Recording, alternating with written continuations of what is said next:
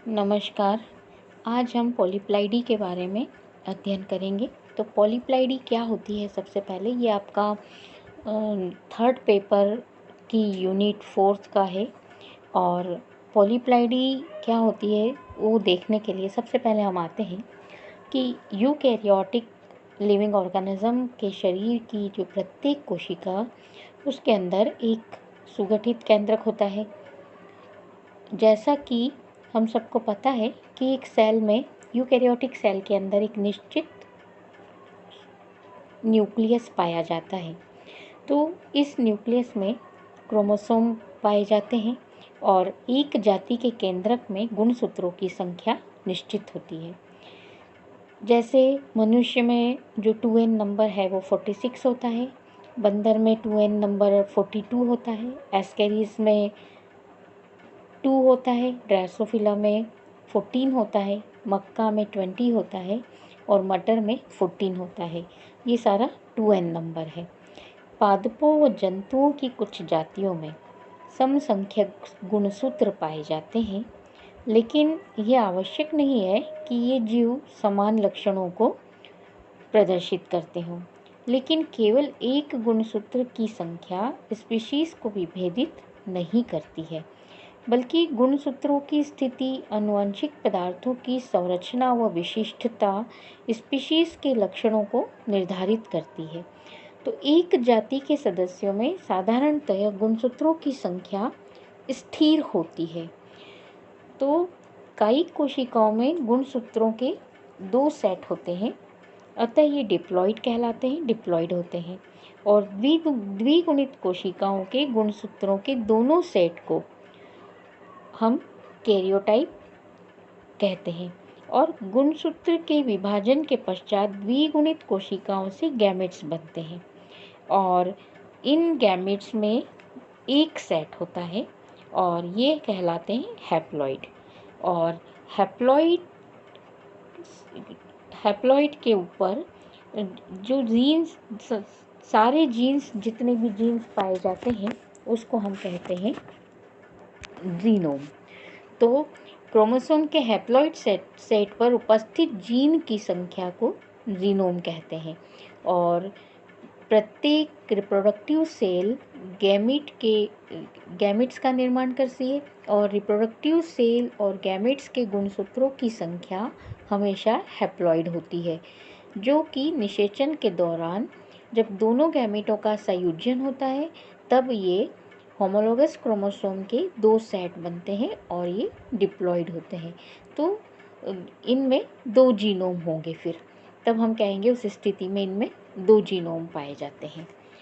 तो एक जीव के केंद्रक में उपस्थित जीनोम सेट्स की संख्या के आधार पर हम जीव को अगुणित, द्विगुणित, त्रिगुणित, चतुर्गुणित और बहुगुणित कह सकते हैं। और इन जीनोमों की संख्या क्रमशः 1, 2, 3, 4 और कई सारी होती है। अब बहुगुणित किसको कहेंगे हम? तो जीव के केंद्रक में गुणसूत्रों की संख्या में बढ़ोतरी को पॉलीप्लाइडी कहा जाता है कि और ये बढ़ोतरी हैप्लॉइड संख्या या आधार संख्या का मल्टीपल होती है। हैप्लॉइड संख्या या फिर हम इसको आधार संख्या कहते हैं और इसका मल्टीपल होती है। ये जीव जिनमें गुणसूत्रों के द्विगुणित समुच्चय के साथ अतिरिक्त गुणसूत्र विभिन्न संख्या में उपस्थित होते हैं, उनको हम कहते हैं, मतलब द्विगुणित गुणसूत्रों के अलावा से और यदि गुणसूत्र उपस्थित होते हैं और संख्या में, अलग अलग संख्या में यदि उपस्थित होते हैं तो हम उसको हेटेरोप्लाइडी कहते हैं। और ये जो हेटेरोप्लाइडी है, बहुगुणिता जो है, पॉलीप्लाइडी, ये इनमें गुणसूत्रों में संख्यात्मक परिवर्तन या गुणसूत्रों की संख्या में विषम गुणिता पाई जाती है। और ये विषम गुणिता है 2 प्रकार की होती है। एक को हम कहते हैं एन्यूप्लॉइडी और दूसरी को हम कहते हैं यूप्लॉइडी। एन्यूप्लॉइडी का अर्थ होता है कि गुणसूत्र, उस तरह की गुणसूत्र की संख्या से मतलब है कि प्रारंभिक या आधार गुणसूत्र की संख्या के गुणक से भिन्न हो, लेकिन जो यूप्लॉइडी है उसके अंदर अतिरिक्त गुणसूत्रों के एक या एक से अधिक सेट पाए जाते हैं। तो एन्यूप्लॉइडी और यूप्लॉइडी ये दोनों, एक में गुणसूत्रों की संख्या कम होगी और दूसरे में गुणसूत्र की संख्या जो नॉर्मल संख्या है उससे कम होगी और दूसरे में नॉर्मल संख्या से ज़्यादा होगी। तो ये टेबल में आप देख रहे हैं कि एन्यूप्लॉइडी, फिर आगे नलीसोमी, मोनोसोमी, डबल मोनिसोमी, इस प्रकार से हमको दिखाई देती है, ट्राइसोमी, टेट्रासोमी। और यूप्लॉइडी जो है वो, और इसके अंदर ऑटोप्लॉइडी और एलोप्लॉइडी दो तरह की हमको दिखाई देती है। ऑटोप्लॉइडी, मोनोप्लॉइडी, डिप्लॉइडी, ट्रिप्लॉइडी गुणसूत्रों की संख्या के ऊपर निर्भर करता है कि वो कितने तरह की होगी। अब यहाँ पर ये एलोप्लॉइडी, ये ट्राई, टेट्रा और हेक्साप्लॉइडी होती है नंबर, गुणसूत्रों की नंबर के आधार पर, जैसे n+n+n, इसी तरह से। अब आते हैं हम सबसे पहले एन्यूप्लॉइडी क्या है।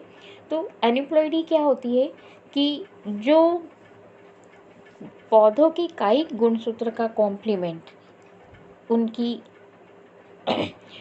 उनकी जो आधार संख्या या अगुणित संख्या है उसका सही गुणज नहीं होता है।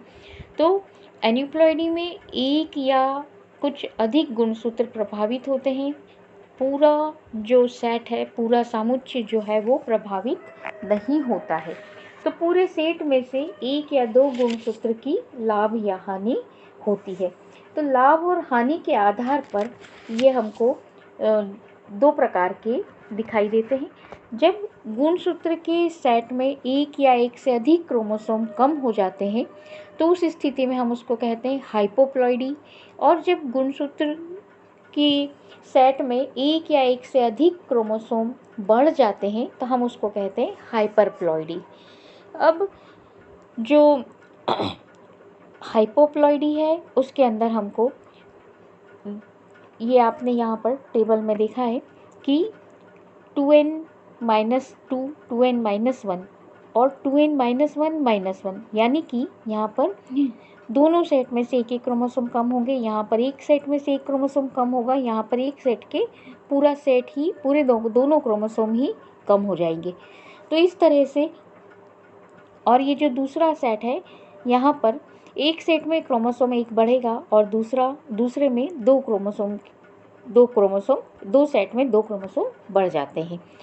तो यहाँ पर जो मोनोसोमी प्रकार की, अब जो संख्या हमको मोनोसोमी प्रकार की जो है वो फिर दो तरह की हमको दिखाई देती है। एक सिंगल मोनोसोमिक होती है, दूसरी डबल मोनोसोमिक होती है। सिंगल मोनोसोमिक में जब गुणसूत्र के समस्त समूह, यहाँ पर आप चित्र में देख रहे हैं, ये जो पहला वाला चित्र है, ये इस चित्र में जो सिंगल मोनोसोमिक प्रकार के हैं उसके अंदर गुणसूत्रों के समस्त समूह में से, मतलब यहाँ पर हमको कितने, तीन पेयर दिख रहे हैं क्रोमोसोम के।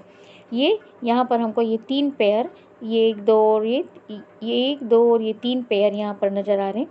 तो इन 3 पेयर में से किसी भी एक पेयर में से एक क्रोमोसोम की कमी हो जाती है। मतलब जो संख्या है वो कितनी रह गई, 2n-1। जैसे मान लो कि एक जो फर्स्ट क्रोमोसोम है उसमें से कमी हो गई, बाकी दोनों क्रोमोसोम के पेयर इसी तरह से रहेंगे।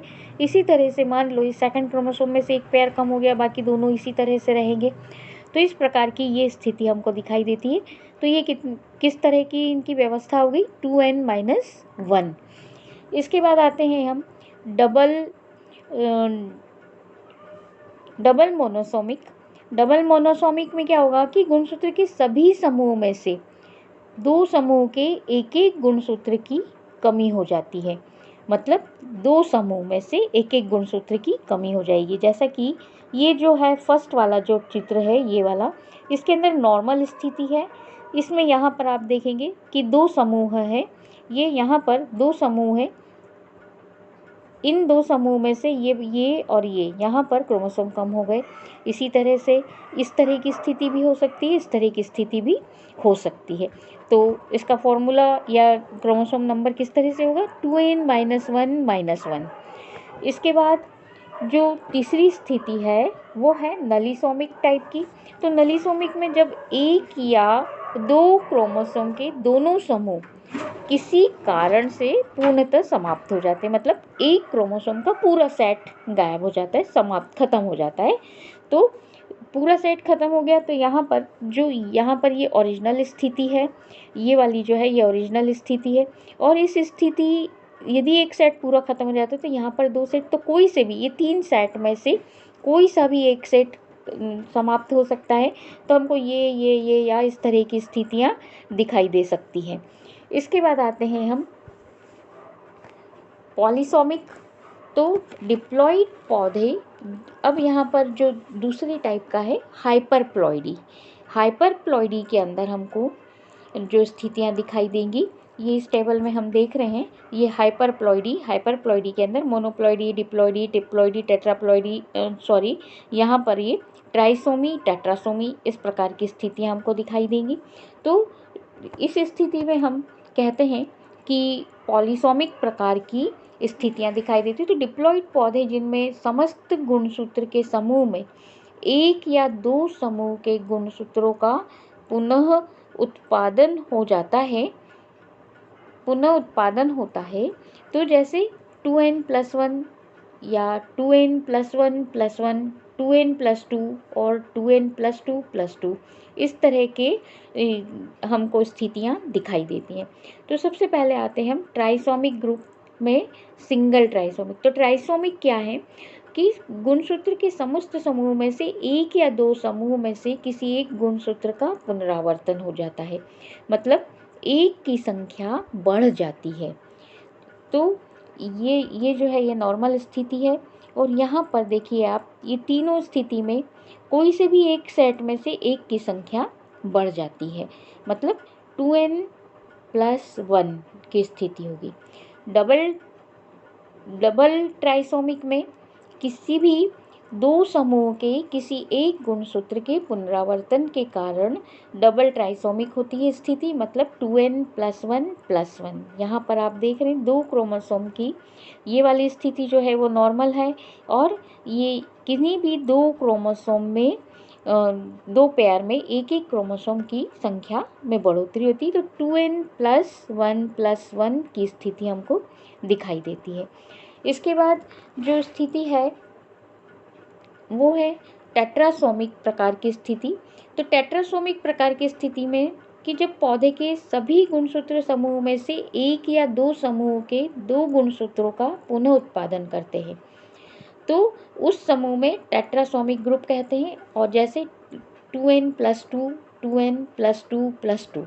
अब इसको हम दो भागों में बांट सकते हैं कि टेट्रासोमिक को सिंगल टेट्रासोमिक और डबल टेट्रासोमिक। यहाँ पर ये जो स्थिति है ये डबल टेट्रासोमिक की है, और ये वाली जो स्थिति है ये सिंगल टेट्रासोमिक की है। तो जो सिंगल टेट्रासोमिक प्रकार के हैं उनके अंदर किसी भी एक पेयर के क्रोमोसोम की में दो क्रोमोसोम की बढ़ोतरी होगी, तो 2n+2 की स्थिति होगी। और यहाँ पर किसी भी दो पेयर के क्रोमोसोम की संख्या में बढ़ोतरी होगी, तो 2n+2+2 प्रकार की स्थिति हमको दिखाई देगी यहाँ पर। इस प्रकार से ये जो एन्यूप्लॉइडी प्रकार के जो क्रोमोसोम है ये हमको इस प्रकार से दिखाई देते हैं। और ये क्रोमोसोम जो है ये किस तरह से इनमें बढ़ोतरी होती है या घटाव होता है, तो इसके लिए जो मियोसिस डिवीज़न होता है, तो सामान्य मियोसिस डिवीज़न के समय क्रोमोसोम जब एक दूसरे से एनाफेज के समय जब एक दूसरे से पेयर, जो होमोलॉगस पेयर बनाते हैं, जब वो एक दूसरे से अलग होते हैं, तो नॉर्मली तो दोनों पेयर में से एक एक क्रोमोसोम अलग हो जाता है, और वो दोनों पेयर का एक क्रोमोसोम एक संतति में, दूसरा क्रोमोसोम दूसरी संतति में पहुंच जाता है। लेकिन कभी कभी क्रोमोसोम के एक युग्म का विभाजन नहीं हो पाता है, और युग्मित रूप से वो ध्रुव की ओर चला जाता है, मतलब वो जो पेयर है वो ऐसा का ऐसा एक संतति में चला जाएगा। तो जिसके कारण से क्या होगा कि आधी संतति कोशिकाओं में एक अतिरिक्त गुणसूत्र आ जाएगा और आधी संतति कोशिकाओं में एक गुणसूत्र का अभाव हो जाएगा। मतलब हमको स्थितियाँ किस प्रकार दिखाई देगी, n+1 और एक संतति में n+1, दूसरी संतति में n-1 गुणसूत्र वाले युग्मक उत्पन्न होंगे। और यदि सामान्य n युग्मक को, अब ये इस तरह से युग्मक जो बने, इसमें यदि सामान्य n युग्मक को n+1 युग्मक से संयोजित किया जाता है तो परिणाम स्वरूप जो संतति पैदा होगी, संतति उत्पन्न होगी, तब क्या होगा, n+1 + n, तो स्थिति क्या होगी, 2n+1 जायगोट उत्पन्न होगा, जो एक ट्राइसोमिक प्रकार के जीव को उत्पन्न करेंगे। इसी प्रकार से n-1 युग्मक जब n से संयोजित होता है तब 2n-1 की स्थिति होगी और ये मोनोसोमिक प्रकार का होगा, एक सिंगल मोनोसोमिक प्रकार की स्थिति होगी।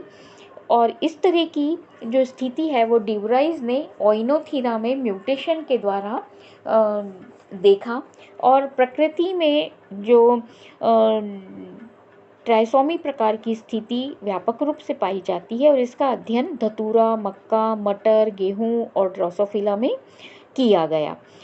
इसके बाद जो ये एन्यूप्लॉइडी है, एन्यूप्लॉइडी की जो स्थितियाँ आती है तो उससे किस तरह से इसकी उपयोगिता क्या है, स्पेशली प्लांट के लिए इसकी उपयोगिता, तो खुश नाम के साइंटिस्ट ने 1973 में इसकी उपयोगिता का विवरण दिया था। और जो मोनोसोमिक प्रकार की जो सब्स्टिट्यूशन लाइन में उत्पन्न करने के लिए इसका मोनोसोमिक प्रकार को विस्थापन रेखाओं के उत्पन्न करने में उपयोग में लाया गया। मोनोसोमिक को एक विशिष्ट गुणसूत्र पर स्थित जीन के अध्ययन में उपयोग किया गया। फिर वांछित जीन वाले गुणसूत्रों के स्थानांतरण में उपयोग किया जाता है। एक व्यष्टि के लक्षण प्रारूप पर गुणसूत्र की कमी या अधिकता द्वारा उत्पन्न प्रभावों का पता लगाना, एन्यूप्लॉइडी के अध्ययन से इनका पता लगाया, लक्षण प्रारूप का पता लगाया जा सकता है। फिर द्विन्यून सूत्रियों को गुणसूत्र पर स्थित जीन के अध्ययन के उपयोग में लाया जाता है। फिर प्रथम जो ट्राइसोमी, सिंगल ट्राइसोमी प्रकार के जो होते हैं उनमें एक अतिरिक्त गुणसूत्र होता है और इस गुणसूत्र पर स्थित जीन के अध्ययन में इन पादपों का उपयोग किया जाता है। जैसे ए और ए एक ज्ञात ट्राइसोमी प्रकार का है और इसको क्रॉस कराया जाता है तो क्रिटिकल क्रॉस को छोड़ के 3A इस रेशो A1 3:1 का रेशो प्राप्त होता है। तो 3:1 के अंदर कैपिटल A और स्मॉल a का अनुपात प्राप्त होता है। यहाँ पर ये चित्र में आप देख सकते, यहाँ पर ये इस तरह का हमको ये दिखाई देगा। इस प्रकार से ये सारे फायदे हमको ये यहाँ पर चित्र में आप देख सकते हैं कि ये 3:1 का रेशो प्राप्त होता है। इसके बाद जो इसका उद्भव है, ओरिजिन है जो एन्यूप्लॉइडी की, तो प्रकृति में एन्यूप्लॉइडी की बहुत कम आवृत्ति उत्पन्न होती है और अर्धसूत्रीय मेयोसिस डिवीज़न की अनियमितताओं के कारण n+1 और n-1 युग्मक बनते हैं और धतूरे में लगभग 0.40% जो पॉलन है वो n+1 जीनोम वाले होते हैं और ट्रिप्लॉइड्स पादप जो हैं वो एन्यूप्लॉइडी के उद्भव के उत्तम स्रोत होते हैं। फिर टेट्रासोमिक पादप 2n+2 सामान्यतः n+1 युग्मक उत्पन्न करते हैं और ऐसे पादप जब सामान्य 2n पादपों से क्रॉस करते हैं तो ट्राइसोमिक पादप उत्पन्न होते हैं। तो ये तो हो गई एन्यूप्लॉइडी। अब इसके बाद जो यूप्लॉइडी के बारे में हम देखेंगे वो नेक्स्ट उसमें